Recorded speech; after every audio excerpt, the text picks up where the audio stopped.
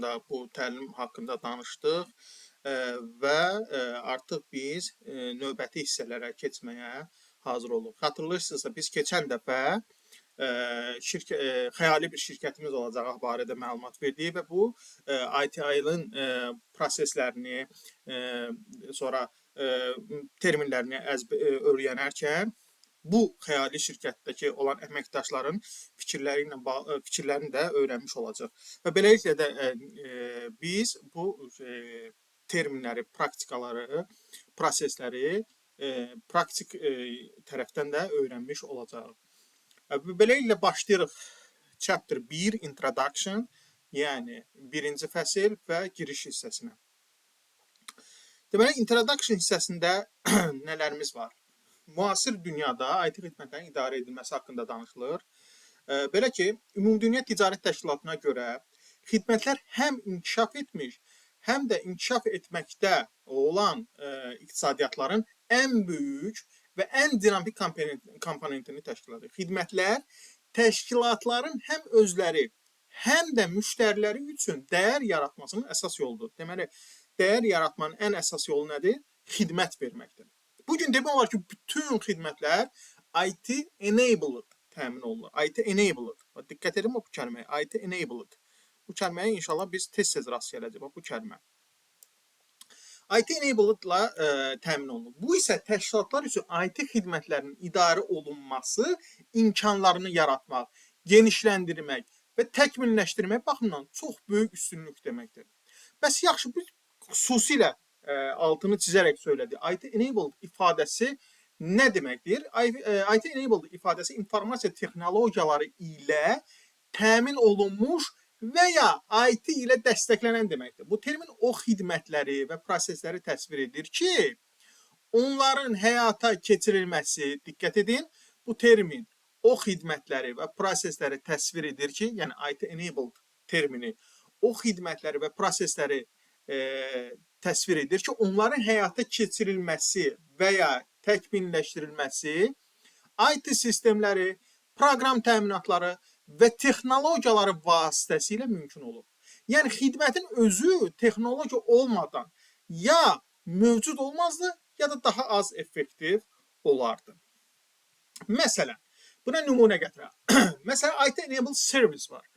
IT ilə təmin olunmuş xidmət. Məsələn, onlayn bankçılıq, elektron hökumət xidmətləri və s. Və yaxud da IT-enabled process, IT ilə dəstəklənən proseslər, məsələn, avtomatlaşdırılmış müştəri dəstək sistemi. Bütün bunların hamısı IT-enabled xidmətlər sayılır. Texnologiya bugün tarixdə heç vaxt olmadığı qədər sürətlə inkişaf edir. Bulut hesablanması, xidmət kimi infrastruktur, yəni infrastructure as a service başqa adı ilə, ingiliscə adı ilə desək, maşın öyrənməsi, blockchain kimi yeniliklər dəyər yaratmaq üçün yeni imkanlar açıb artıq. Və IT-ni mühüm biznes təşəbbüskarı və rəqabət üstünlüyü mənbəyinə çevirmişdir. Bu isə öz növbəsində IT xidmətlərin idarə olunmasını əsas strateji bacarıq kimi mövqeyiləndirir. Müvafiq və uğurlu qalmaq üçün bir çox təşkilatlar bu imkanlardan faydalanmaq məqsədi ilə geniş miqyaslı transformasiya proqramlarına başlayırlar. Bu transformasiyalar tez-tez digital, ingiliscə desək, amma Azərbaycanca desək, rəqəmsal adlandırılsa da, onlar yalnız texnologiyaya bağlı deyil, texnologiya ilə bağlı deyil.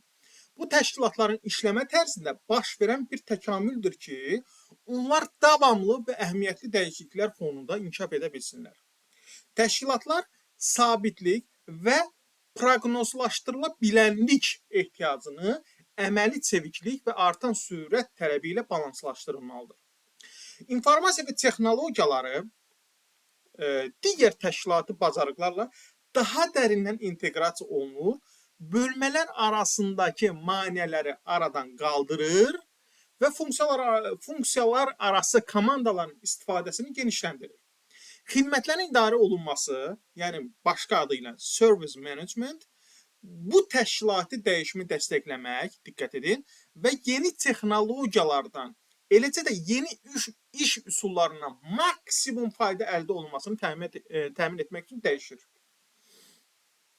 Xidmətlərin idarə olunması inkişaf edir və eyni zamanda ITIL da inkişaf edir. Və bu dünyada IT xidmətlərin idarə olunması, yəni IT Service Management sahəsində geniş şəkildə tətbiq olunan metodoloji göstərişdir. Deməli, ITIL nədir? IT xidmətlərin idarə olunması sahəsində geniş şəkildə tətbiq olunan metodoloji göstərişdir. Bir balaca da kiçik bir xülasə verək ITIL version 4, 4-cü versiyası haqqında. Deməli, ITIL artıq 30 ildən çoxdur ki, IT xidmətlərin idarə olunması, yəni IT Service Management sahəsində rəhbərlik, təlim və sertifikat proqramları ilə bu sahəyə liderlik edir. ITIL 4 müştəri təcrübəsi, dəyər axınları və rəqəmsal transformasiya kontekstində mövcud ITSM praktikalarını yenidən formalaşdıraraq ITIL-i müasir dövrə uyğunlaşdırır. Eyni zamanda Lean, Agile, DevOps, baxın burada qeyd olunur. Lean, Agile və DevOps kimi yeni iş üsullarını da əhatə edir və bu yanaşmaları özündə birləşdirir. Yəni onlarla bağlı bir şəkildə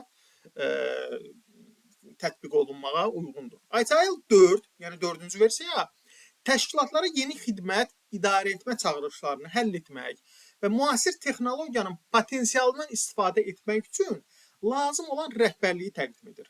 Bu yanaşma IT ilə təmin olunmuş xidmətlərin effektiv idarə olunması və idarəçilik üçün çevik, koordinasiyalı və inteqrasiya olunmuş bir sistemin təmin edilməsinə yönəlmişdir. İndi isə biz keçirik yavaş-yavaş mövzularımıza başlamağa. Belə ki, deməli ITIL 4 çərçivəsinin framework deməkdir çərçivə, əsas komponentləri İnşallah bunlar daha da açıqlayacaq. ITIL xidmət dəyər sistemi, yəni SVS qısa adı ilə, geniş adı ilə desə Service Value System görürsünüz burada. Və 4 ölçülü modeldir. Yəni 4 dimension model deyirlər buna. ITIL xidmət dəyər sistemi haqqında başlayaq. SVS sistem, Service Value System. Bu nədir? ITIL xidmət dəyər sistemi SVS təşkilatın müxtəlif komponent və fəaliyyətlərinin IT ilə təmin olunmuş xidmətlər vasitəsilə dəyər yaratmaq məqsədi ilə necə birgə işlədiyini əks etdirir. Aydın oldu, ümid edirəm. Bu komponent, yəni bu bayaqlar qeyd etdiyimiz komponentlər çevik şəkildə birləşdirilə bilər, lakin bu təşkilatın ardıcıl qalması üçün inteqrasiya və koordinasiya tələb edir. ITIL SVS bu inteqrasiyanı və koordinasiyanı asanlaşdırır və təşkilat üçün güclü, vahid, dəyər yönümlü bir istiqamət təqdim edir. Ümumiyyətlə, yoldaşlar, çalışaq ki, ITIL öyrənərkən mütləq şəkildə SVS və 4 dimension var, 4 ölçü. Bunları xüsusilə yadda saxlamaq, yaxşı-yaxşı dərindən anlamaq lazımdır ki, inşallah biz növbəti dərslərimizdə daha geniş bunlar haqqında məlumat verəcəyik. Deməli, ITIL Service Value System, SVS-in strukturu burada yazılıb ki, fiqur 1.1-də. Bax, görürsünüz, fiqur 1.1-də göstərilmişdir və bu struktur inşallah keçəcəyimiz 4-cü chapterda, yəni 4-cü fəsildə daha ətraflı şəkildə izah olunur. Okay. Deməli, ITIL xidmət dəyər sistemi, Service Value System əsas komponentləri bunlardır. ITIL Service Value Chain, SVC də deyirlər qısa olaraq. ITIL Practice, Azərbaycan dilinə çevirsək, ITIL təcrübələri. ITIL Guiding Principle, bunlar çox vacib, çox önəmli terminlərdir ki, bunları inşallah biz növbəti günlərdə, indi hal-hazırda qısa açıqlama verəcək, amma növbəti günlərdə, növbəti dərslərimizdə daha geniş açıqlama ilə inşallah sizə izah verəcəm. Daha sonra Governance gəlir, burada görürsünüz.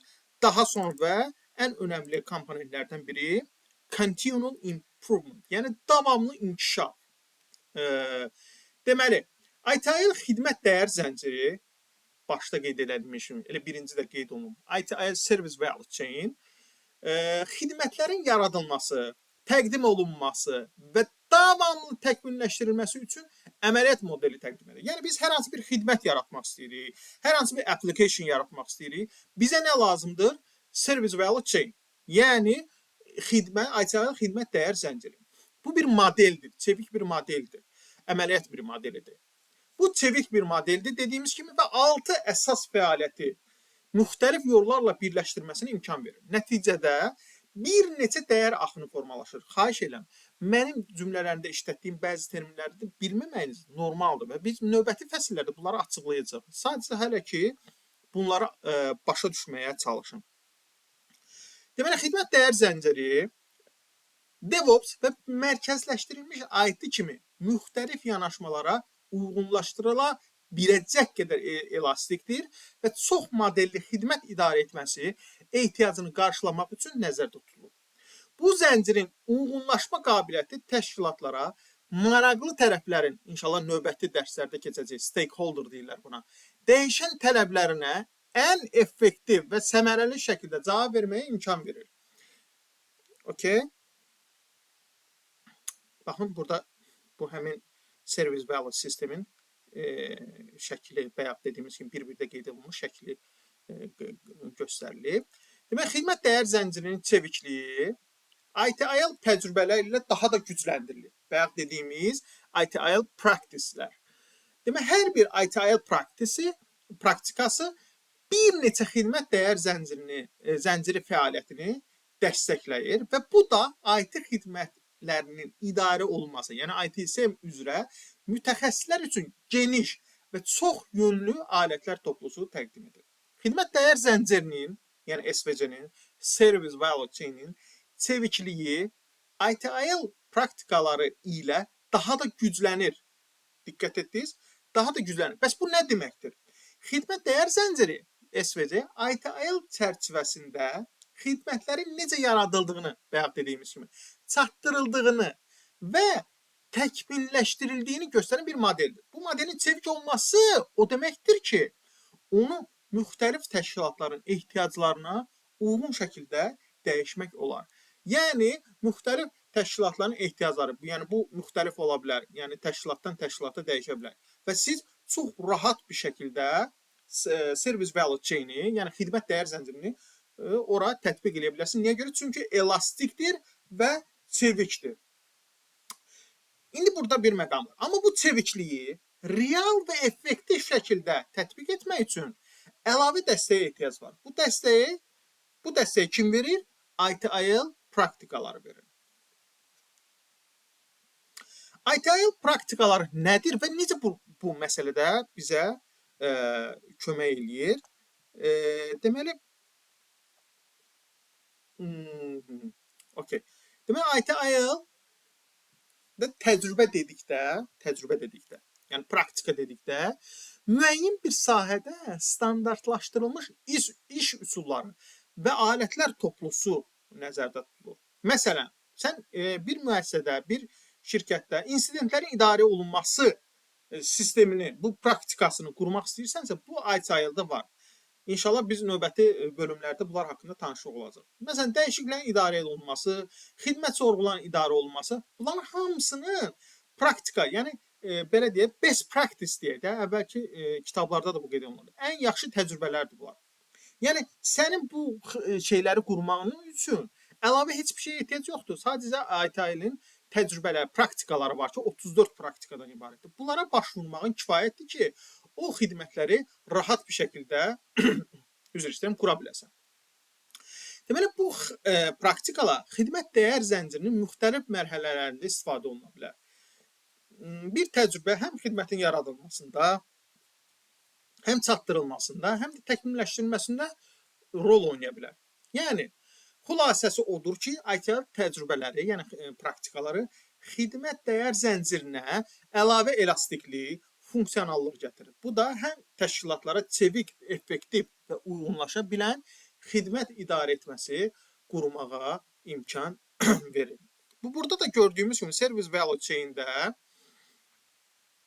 Görürsünüz, burada opportunity və demand var. Yəni çöldən, dışarıdan gələn ya tələblər ola bilər və yaxud da o imkanları biz görmüş ola bilərik. Daha sonra bu proseslərdən keçdikdən sonra ən sonda biz value-nu əldə etmiş oluruq. Deməli, ITIL rəhbər prinsipləri, yəni guiding principle, bayaq dediyim kimi, təşkilatın, dostlar, qeyd edeyim ki, bunlar hələ ki ilkin məlumatlardır, ilkin tanışlıqlardır və biz növbəti bölümlərdə bunlar haqqında çox danışacağıq və ətraflı danışacağıq.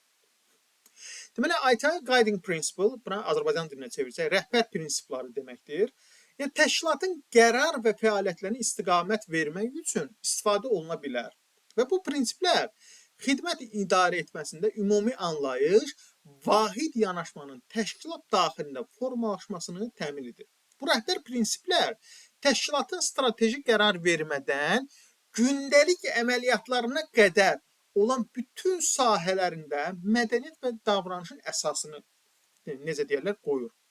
Sadə dildə izahla desək, rəhbər prinsiplər, yəni guiding prinsiplər, ITIL-in təqdim etdiyi ümumi qaydalardır. Yəni, onlar nə etməliyik sualına cavab vermir. Onlar bizə necə düşünməliyik və necə qərar verməliyik sualına cavab verir. Qeyd edeyim ki, bu prinsiplər haqqında növbəti fəsillərdə çox ətraflı, çox geniş danışacaq. Onda hər şey sizdə o bütün, necə deyərlər, o bütün puzzle'lar oturacaq.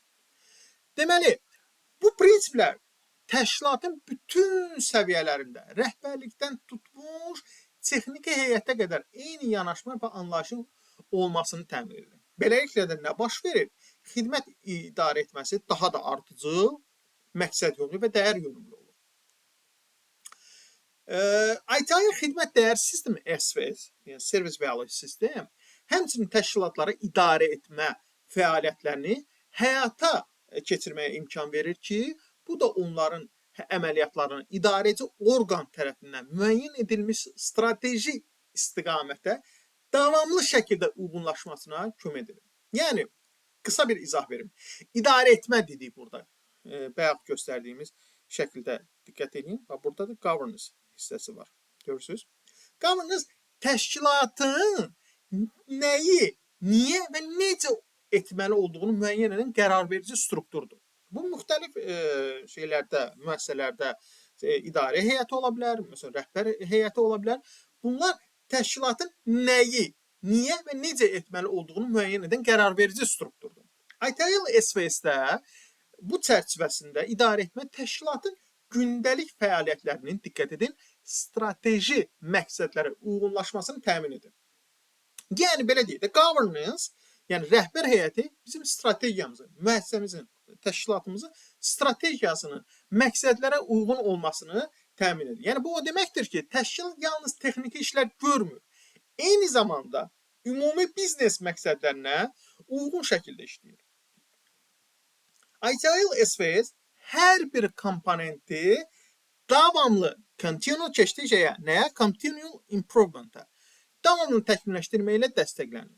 ITIL təşkilatlara sadə və praktik bir təkmilləşdirmə modeli təqdim edir ki, bu da onların davamlı dəyişən mühitə çevik və dayanıqlı qalmasına kömək edir. Deməli, buna kiçik bir haşiyə çıxaq. Bu continual improvement çünki çox önəmli bir mövzudur. Yenə də qeyd edirəm. Biz növbəti dərslərdə inşallah bunlar haqqında daha geniş məlumat verəcəyik. Sadəcə ilkin məlumatlardır ki, biz bilək bu nədir. Continual improvement, yəni davamlı təkmilləşdirmə, ITIL-in əsas prinsiplərindən biridir. Çox vacib və əsas prinsiplərindən biri. Buna yanaşma, bu continual improvement yanaşması təşkilatlara xidmətlərini, proseslərini, performanslarını daim olaraq analiz edib yaxşılaşdırma imkanı verir. Və bu model sayəsində inşallah keçəcək. Continual improvement'ın modelləri var. Bu model sayəsində təşkilat dəyişən müştəri tələblərinə, texnoloji yeniliklərə və biznes ehtiyaclarına daha tez və effektiv şəkildə uyğunlaşa bilir. Təkmilləşdirmə yalnız bir dəfəlik iş deyil. Yəni, və o davamlı və dövrü şəkildə aparılmalıdır. Yəni, bu, yəni, continual improvement elədik, yəni, inkişaf elətdirdik, dayanmaq deyə bir şey yoxdur.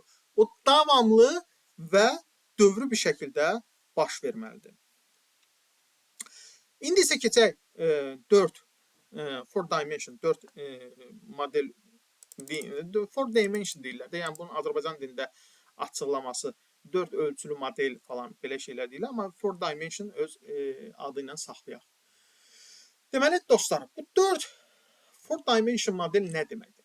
Xidmət idarə etməsinə, yəni hər hansı bir xidmət verirsə, onun idarə etməsinə kompleks yanaşmanı təmin etmək üçün ITIL 4-cü versiyada xidmət idarə etməsinin 4 ölçüsü var. Və bu ölçülərdən hər biri ITIL xidmət sisteminin, yəni Service Value sistemin komponentlərinə tətbiq olunmalı. Diqqət! Hər bir komponentinə tətbiq olunmalı və nəzərə alınmalıdır. Bəs bu 4 ölçü aşağıdakılarda hansılardır desək, burada görürsünüz qeyd olunub. Organization and people, yəni təşkilatlar və insanlar, information and technology, informasiya və texnologiya, partners and suppliers, partnerlar və partner and supplier indi tam olaraq Azərbaycan dilində unutdum. Value streams and processlər. Deməli, xidmət idarə etməsinə kompleks yanaşmanı təqdim etmək üçün ITIL 4 yuxarıda necə dedik? Demək, xidmət idarə etməsinə kompleks yanaşmanı təmin etmək üçün ITIL 4 xidmət idarə etməsinin 4 ölçüsünü təqdim edir. Və bu cümlə çox vacibdir və bunu açmaq lazımdır. Bu ifadə o deməkdir ki, yoldaşlar, ITIL 4 xidmət idarə etməsinə yalnız texniki və proses yönümlü deyil, bütün təşkilati aspektləri nəzərə alan bir yanaşma təklif edir. Yəni, xidmətin uğurlu olması üçün yalnız texnologiya kifayət deyil. Bizə nə lazımdır bunun üçün? Bizə lazımdır organization and people, information and technology, partners and suppliers, value stream and processlər. Yəni, biz bir xidmət təqdim edərkən bu 4 ölçünü daim yadımızda saxlamalıyıq və bunların 4-ünə də balanslaşdırılmış yanaşma təqdim eləməliyik.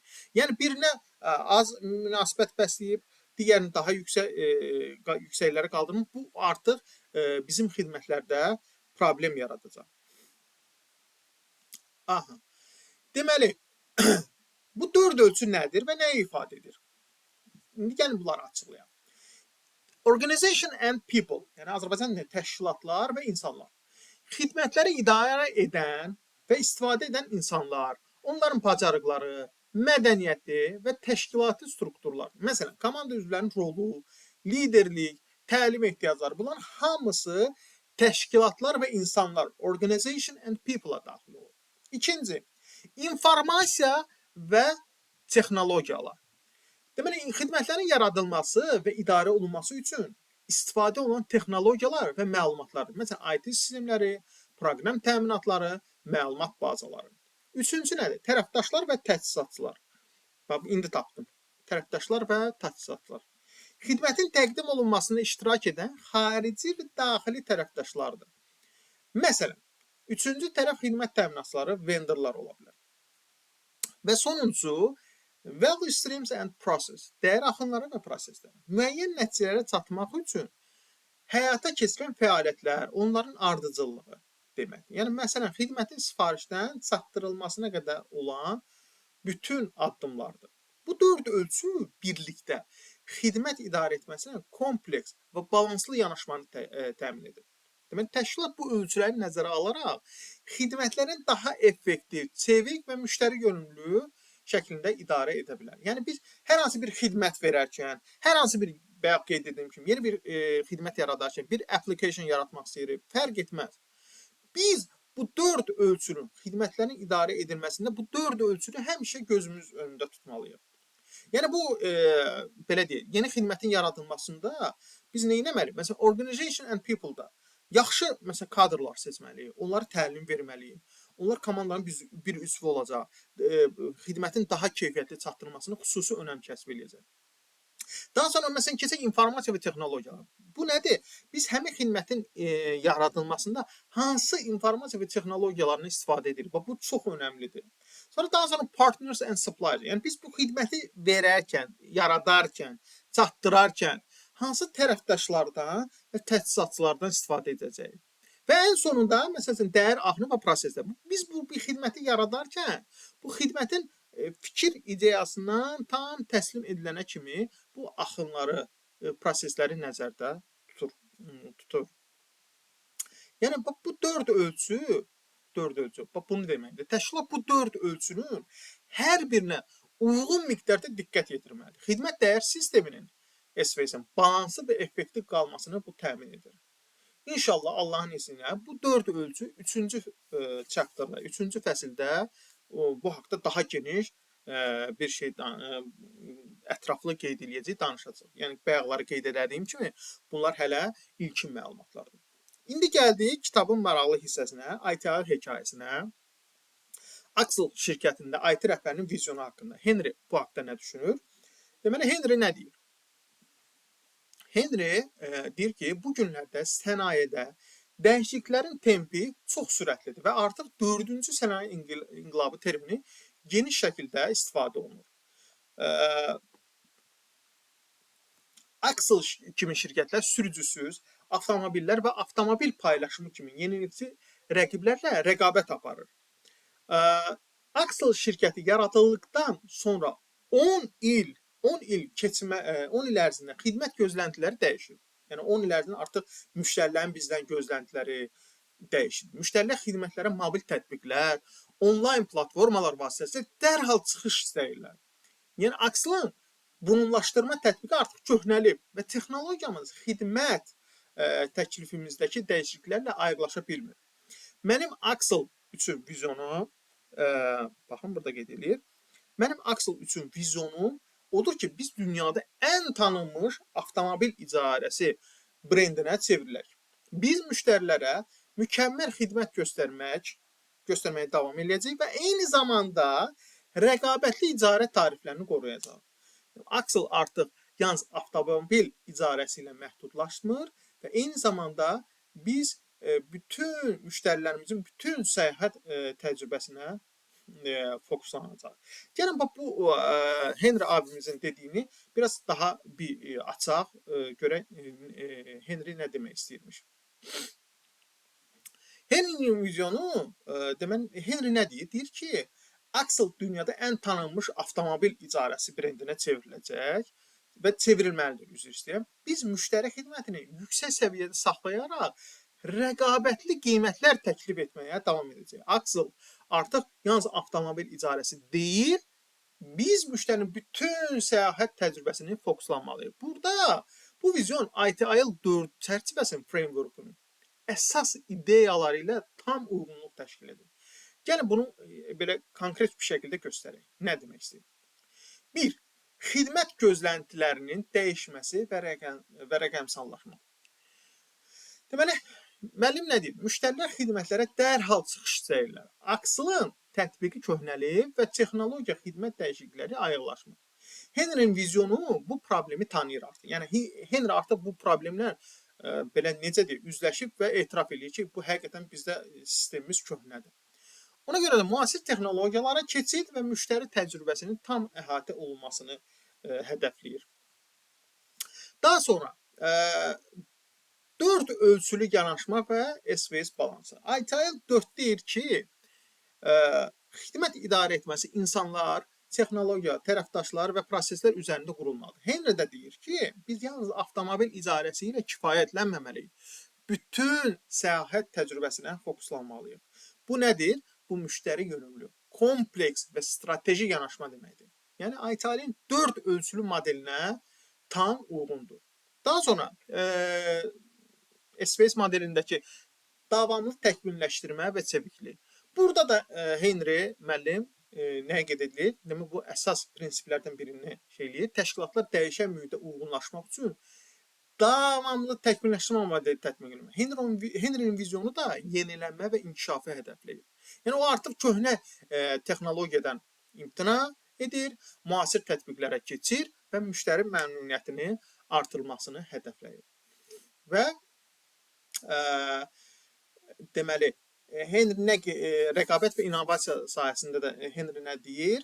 Deyir ki, Axel sürücüsüz avtomobillər və paylaşım modelləri ilə paylaşım modelləri ilə rəqabət aparır. Yəni bu ITIL-in strateji idarə etmə və rəqəmsal transformasiya anlayışları ilə üst-üstə düşür. Yəni xidmət idarə etməsi yalnız daxili proseslər deyil, bazarın bazarın dəyişikliklərinə cavab verməyi də əhatə edir. Yəni Henry'nin vizyonu ITIL 4-ün təqdim etdiyi xidmət idarə etmə modelinə tam uyğundur. O, müştəri mərkəzli, texnologiya yönümlü, çevik və strateji bir yanaşma ilə Aksel'ın gələcəyini qurmaq istəyir. Bu da ITIL-in məqsədləri ilə üst-üstə düşür. İnşallah növbəti fəsillərdə biz Henry'nin bunu bacaracağını, bacarmayacağının şahidi olacağıq. İnşallah növbəti dərslərdə də daha maraqlı bir mövzuya keçəcəyik. Fəsil 2-yə əsas və servis menecmentin əsas konseptlərini açar, əsas mövzularına yavaş-yavaş baş vuracağıq. Dinlədiyiniz üçün təşəkkür edirəm. İnşallah növbəti chapter 2-də görüşərik.